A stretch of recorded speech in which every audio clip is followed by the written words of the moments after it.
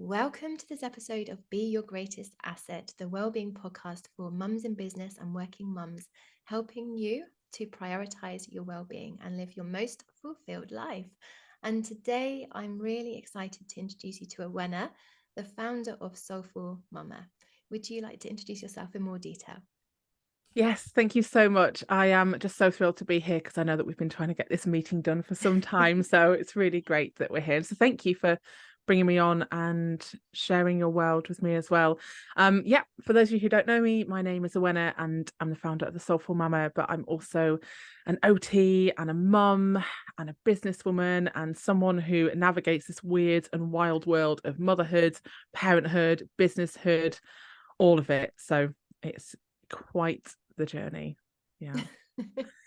It certainly is. It's a wild ride, isn't it? It's a wild journey. Every day is a school Yeah. day when you're a mum. Every day is a school day. Every day is a school day. You don't get any time off. People say, oh, when the kids at the weekends have some rest, and you think there's no rest.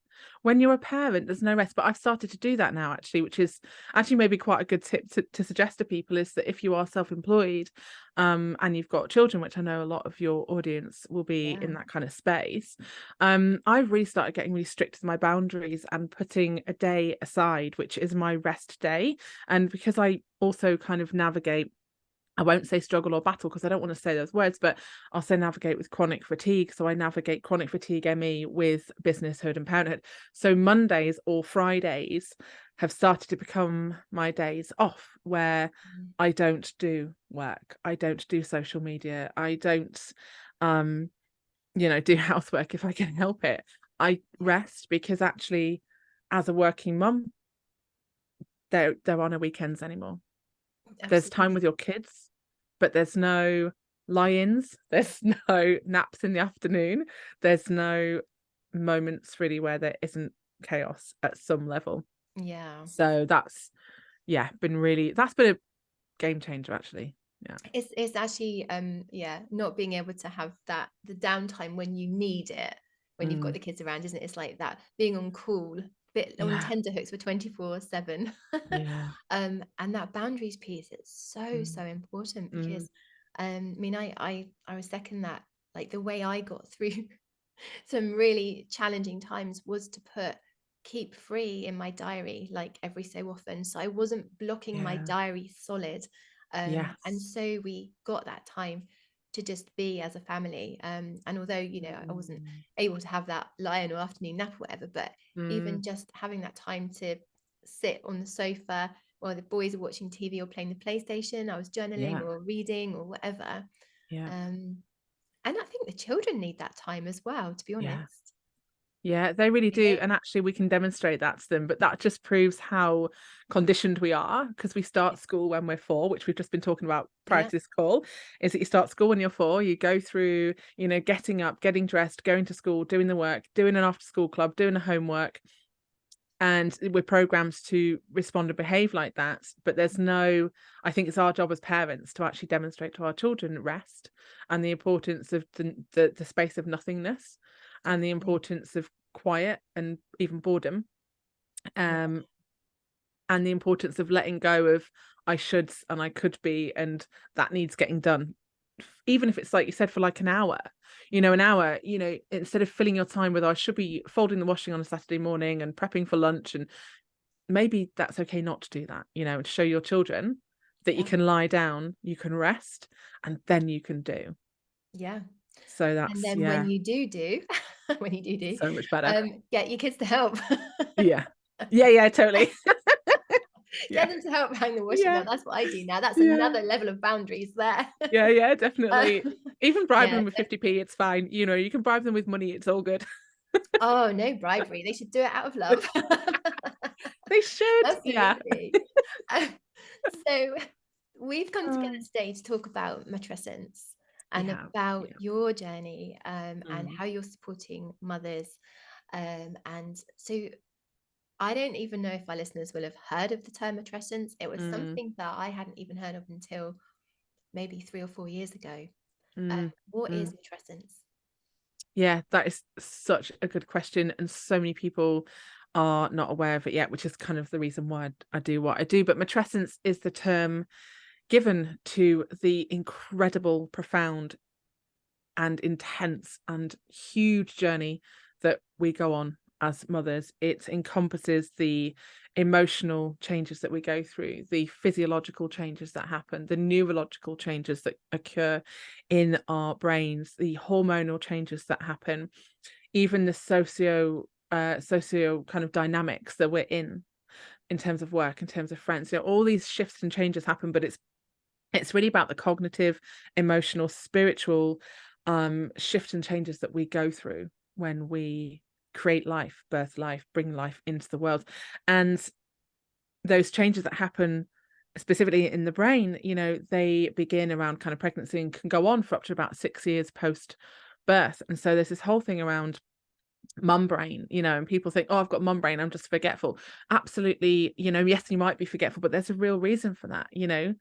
There are components of the brain which are shifting and changing, which we're not told about, we're not taught about. And I think, when we look at it and we can identify that this stage of life that we're going through, do you know, whether you've birthed a child or not, you go through matrescence, whether it's a C-section, whether it's adoption, whether it's surrogacy, when you become a parent, there's a significant change. But when we talk about it from that biological sense, there are hormone shifts that will happen for someone who has carried a child, and there are brain development shifts that will happen for someone who's carried a child. So it's, there are still shifts that happen, but there are differences between those. I think when we can understand what it is, we can start to feel a sense of relief, feel a sense of compassion, acceptance, awareness, deepen into that state of becoming, of that state of belonging, that state of learning and growth.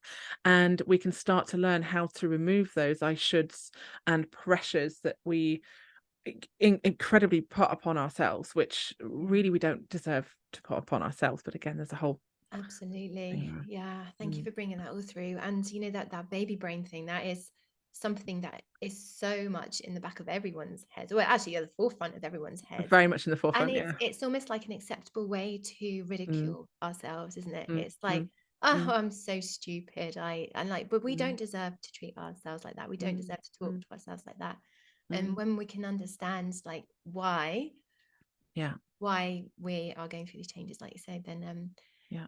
it's great. It's huge. I mean, it's the after adolescence, which is what we all go through as humans.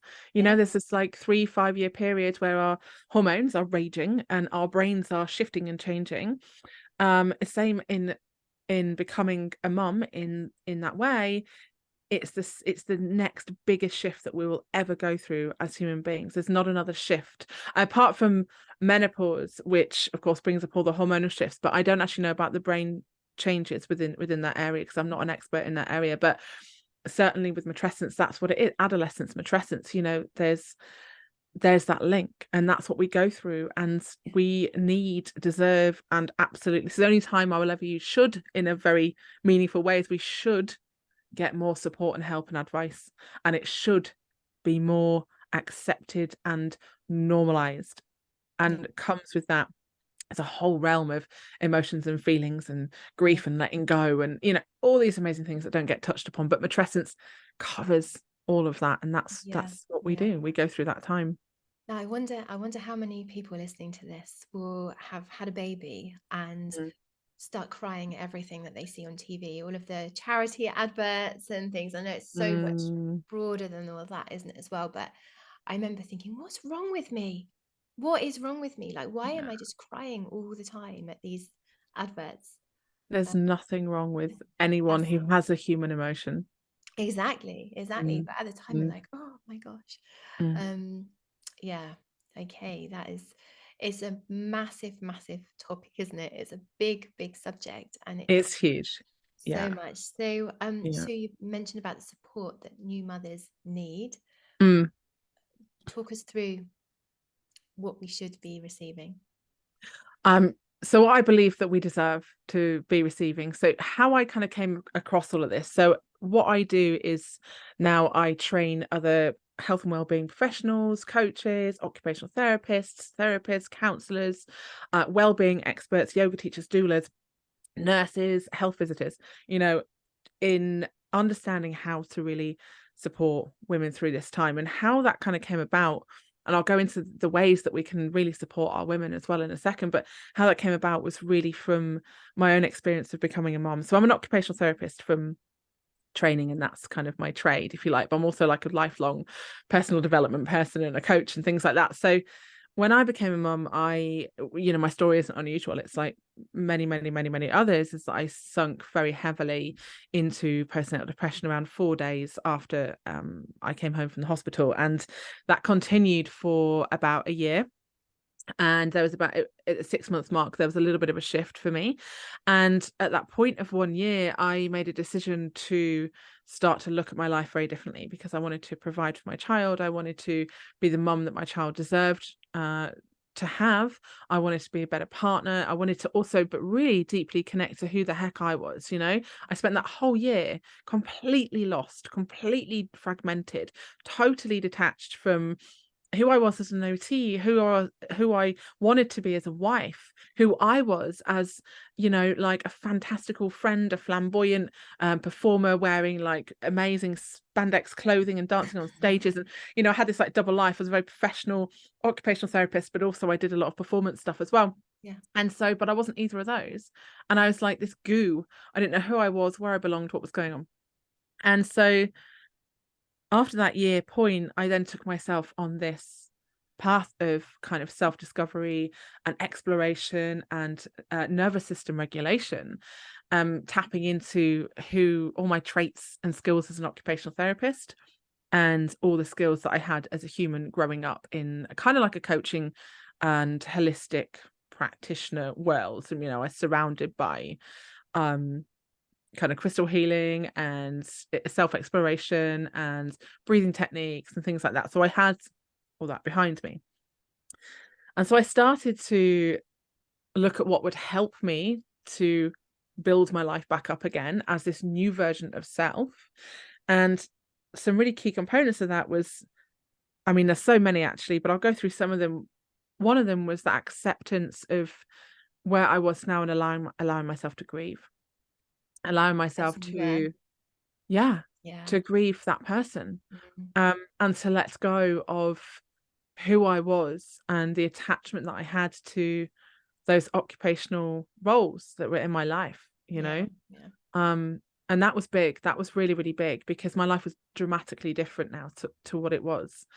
And so there was a huge grieving process that I acknowledged and allowed myself to work through journaling, through crying, through self-exploring, through identifying what parts of self I was accepting of letting go of. I started to set boundaries for myself, which is massive as a mum, right? I started to carve out space for myself and allow other people to help. So, for example, my mum took my child off to a play group one day a week, and I was lucky enough to live near my parents. And I know that's not the case now, where you actually live somewhere very different, but at the time I tapped into what resources I had. So setting those boundaries so that I had that mental space to think and to feel. I started to use mindfulness. I started to use meditation at nighttime. I looked upon my gut health, which was massive. I went back to yoga one evening a week, and then I started doing it 15 minutes in the morning whilst my child was kind of eating breakfast or whatever. It wasn't a big deal. It was just these little things that I started to put in. And then I started to explore who I was. So I retrained as an upholsterer. I retrained as a look up there, because I've got these hats up there, this millinery, and but realized that actually, after a year of this path of self-discovery and implementing all these incredible tools and techniques, not only did I feel amazing within myself, I felt more connected to who this new person was becoming, and safe. I felt safe to become her. And I felt more connected to, although still navigating and still continue to navigate to this day, connected to myself as a mother and my child, and allowed that kind of regulation to come through between me and my child. But like a lightning bolt, I was in this very room actually building the millinery business online, and I realized that as an OT and as someone who had come across Matrescence and started to really take on board how that is impacting motherhood and the transition of motherhood, and I started to amalgamate Matrescence with occupational therapy and my own journey into a 6-step program, which I then started to bring into a community, and I took people through that process one-to-one. And I realized that actually the work that I had was bigger than making hats, and that in fact what I needed to do was utilize my professional experience with my personal experience and with my drive and passion for helping to support other people and bring this into fruition. So that's how I started to really help mums in that way. That is incredible. What a journey you've had. Yeah. And it resonates so strongly with me as well. Like we have shared a very similar journey with through Yeah. the therapy route and everything. And those boundaries, again, I say it again, the boundaries piece, it's just crucial. Yeah. Um, um, but it's interesting that you've amalgamated everything. Because I think that's the thing that we mothers need to Mm, understand. mm, Correct me if you disagree, of course, but we are multifaceted creatives. We created life, yeah. and we don't have to fit in a box that tells us we are Yeah. this or that. Mm, We don't have to only be one thing. There is room for it all, and mm, you can blend it and you create mm, this mm, beautiful, mm, you know, your own path. I mean, the my therapy journey, for example, is a perfect example. My life coaching now, it's like I couldn't see a way to to I had like my mindfulness and my massage and my mm, mm. aromatherapy and this, bringing it all together in life coaching, and now it's like everybody can get a little taste of everything. Brilliant. And then even in like the massage, I was always learning all these new techniques, and so I created my Mm, completely own unique way. And that is the beauty, isn't it? It's like we are all mm, unique, and that's mm, something that we have to remember. mm. um Yeah, absolutely. And I also think motherhood can really crack you open with creativity as well, because suddenly yeah. you're faced with these new obstacles and these new ways of being and doing and experiencing life. And through that can come immense creativity. And you realize that actually you don't have to go back to the box to where you were before. You can start to carve out an entire new way forward. Exactly what you've said, exactly what you've done, exactly what I've done, and I know other people are doing this too. Yeah. um yeah, society doesn't exactly support us to do that. It doesn't No. encourage you um to expand when you step into the world of motherhood. It expects you and gears you up to go back to work, but yet doesn't support you. Doesn't support you to start a business. It doesn't support you to go back to work. Yeah, I mean, for me, like the flexibility around motherhood and around my Mm. children and work has always been my biggest thing. Like even before I had children, I did know that I wanted to have a flexible business. But then the truth was that my flexible business wasn't that flexible. Yeah, And then there I can had be to that as well. had to rethink again. And again, it's like always, yeah, rethinking. And Mm, yeah, so we don't get the support like for the work. Like we're expected to go back to work. We need to work. Let's face mm, it, we mm, need to mm, work because for sure. we need the money. We know life's expensive. Yeah, yeah. Um, what support is there around that? Nothing at the moment. But There's what really, what support do we need? What can we? yeah, there's really not a lot at the moment. I mean, every time I have a conversation, with people who are kind of in the corporate world as well, they're they some people will try, and some companies will try and do their best to be flexible with the mother, but there's no, as far as I'm aware, integration pieces that are very specific for matrescence, Mm, and there's not a very sculpted way forward that helps that person to re-identify or carve out a new identification kind of thing with their occupational roles in their work, and mm, what that looks like and what that feels like and how they're able to behave in a new way and take those kind of actions. So that's something that I'm at the moment trying to kind of sculpt into a few systems, is packages and ways forward that corporations and businesses and organizations can really dynamically help to support the women to come back by using things like psychosensory approaches, by using person-centered care, but using mindfulness, meditation tools and techniques, but also that self-connection piece, and that, again, that awareness. You know how, like, you have mental health first aid awareness? There is nothing for maternal mental health awareness, which is a different beast all in itself. Yeah. And so even if we had that, which again is something that I'm working on, where companies can really deeply understand the shifts hormonally, physiologically, neurologically, emotionally, spiritually that are going on during this period of time, then when you're aware, you're better able to have that compassion and hold that space for that person and offer them Yeah. more intrinsic support.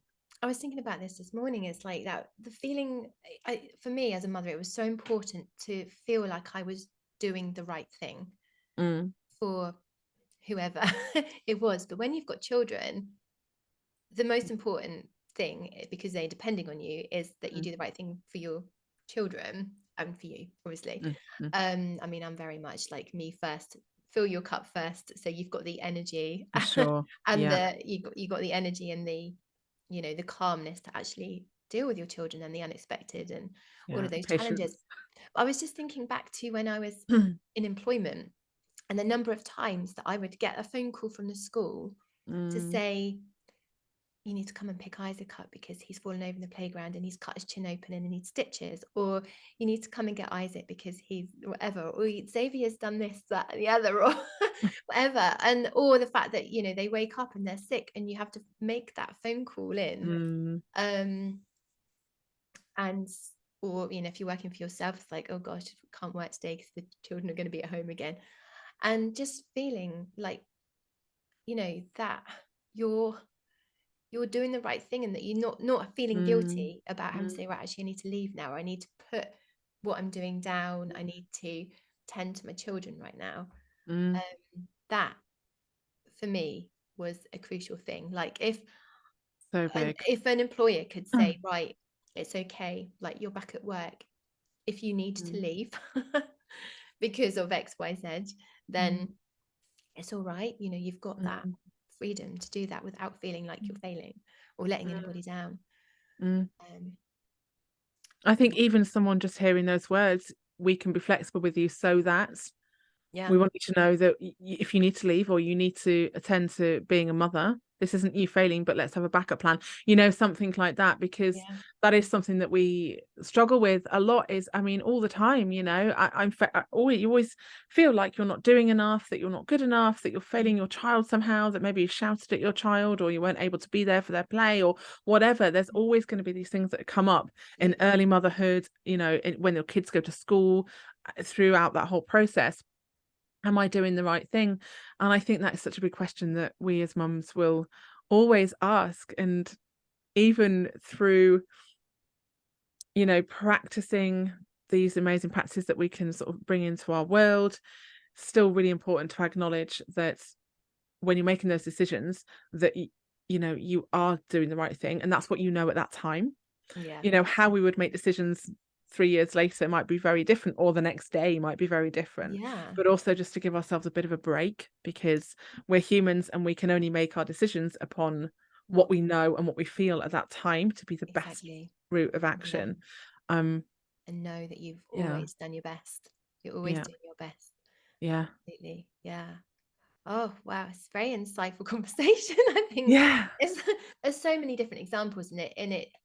Although it's like, it's a Mm, massive topic, as we said, but it's got a very wide age range, hasn't it? From like the newborn periods all the way through to, what would you say, what could be like teenage years I even. mean, even people leaving home, even when you Yeah. become a grandma, that's a whole new set of skills and an occupational role that we kind of step into. Yeah. But what we're kind of faced with at the very beginning is, as you learn and you learn to conquer certain aspects, maybe you learn to conquer the breastfeeding and the sleep, and you kind of navigate through that, and then the weaning and things like that. But then there's this another stage when you're faced with integrating back into social circles, and that can bring up a lot for mums as well. They feel like, this is something actually that I heard so much of a few years ago when I was heavily running one of my communities, was that and I found it quite shocking because I'd not actually personally experienced this, but the amount of women that would come to me and say, I can't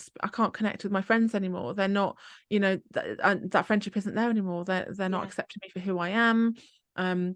I'm trying to fit into being this old version of self, and they think that I'm letting them down. They're saying that they don't bother contacting me anymore because I always say I can't turn up.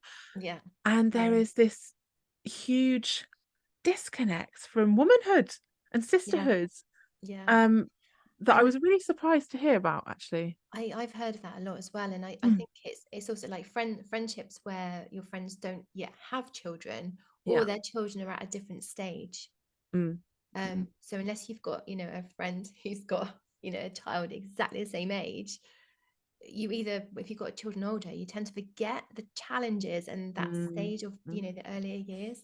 Because you've got new Um, challenges and they're overwhelming as well. yeah, that exactly. It's like That's the one challenge thing. goes, another one comes up. But Yeah, I that's think the that's the journey of motherhood, isn't it? It's journey. Yeah, excuse me. for sure. Yeah, it's a Yeah. journey, and we're constantly learning and growing. Mm, And I mm, think when you mm, realize that, you're always a mother, but you're not only a mother, mm, and that we're here to learn and grow and evolve. mm, mm, I think when you can accept that, well, for me personally, my life has mm, mm. become a lot more fulfilling and Yeah, it's a enjoyable and lot. It can happier. feel a lot easier, can't it? I think when you Yeah, surrender to the phase, and that was a big thing, and that's something that I used to take my clients through, was a surrendering process. Because yeah, I mean, either what do we choose to do? Do we choose to surrender and accept and move through the tides, or do we choose to struggle and feel annoyed and frustrated and not to shun those feelings away, because all feelings and emotions are welcome, but it's how we deal yeah. with How those. I you think that's the process. most, how you process it, and how Yeah, you allow yourself to process it as well, yeah, is huge. yeah, But of course we feel all those feelings, right? Because as mums, we're often quite dysregulated in our nervous system. Our cortisol is racing and it's raging, and when we are feeling dysregulated, we are then stepping into more space of fear and disconnect and worry and panic and all those things that we don't want to be feeling. So a self-regulation tools are absolutely huge, I think, yeah. for And mums. no other job that is Mm, 24/7. there And really on isn't. top of that, Mm. another job. Yeah, the one that actually brings you the money. Yeah. Quite, yeah. Oh, that's Yeah, amazing. So you have a free gift for our listeners, do. don't you? I do. And then you've got your practitioner certification as well. I So do you want to just do. share about those? Yeah, so I'll start with the free thing. So this was something that I developed fairly recently, but brought it together because I was really aware that sometimes what we really need as coaches and therapists and practitioners is a little bit of a toolkit to zhuzh up what we already know, or perhaps a different angle, or maybe to be reminded of a tool or a technique that you maybe used to use in the past but haven't used for a while. Or even be introduced to something that's new to you if it's not something in your practice. So this is a really gorgeous little toolkit. It's I don't know, like 5 or 6 pages long. There's 5 tools in there. It's a few more pages long because actually in the tools I explain how to use them as well. So there's 5 really gorgeous tools that I have found to be personally helpful for me, but really importantly, really helpful for the clients that I've had. I've used it in so much of my other work. I've used these when I've been working with businesses for businesses as well. Yeah. So that's really gorgeous. So please go ahead and grab that. And it's 5 amazing practices, which is lush, and you can use them for yourself and you can use them with your clients, which is the whole kind of purpose of it. Like, fill your own cup up. These practices aren't only for our clients, they're also for us too. Well, Um, as practitioners, we have to yeah. fill our cups as well, don't we? As well as being Oh my mums, God. so we can Yeah, serve our clients. absolutely. Absolutely. As I found out this year, and I won't go into detail, this might be another podcast, but when your health goes and Yeah. you don't have a backup, it's Mm. really, really, really hard. So please practice, if you're a practitioner, on yourself. You have to have your health really, really good.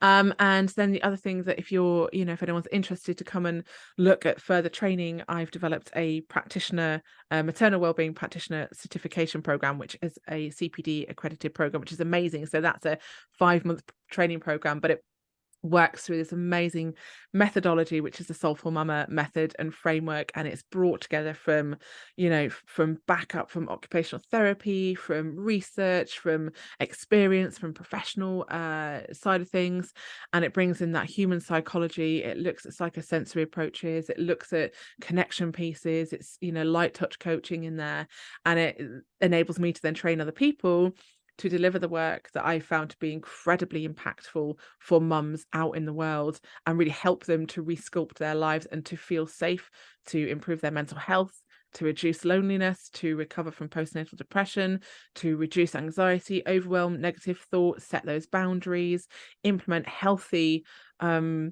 strategies that not only impact their life and help them to grow as a person in their world, but also share with their children so that they're optimizing their function and having this much richer, much more connected, much more grounding experience of motherhood, and it's beautiful. So yeah, the joy of The, the joy of that now, it's just the amazing. the passion you have for it. Your eyes light up Ah, when you talk about it. And I just know how much work, you know, how much love, devotion has gone in behind the scenes to yeah, get it to this stage. So, and yeah, it's so much. gonna be so much, well, it's gonna change the world, isn't it?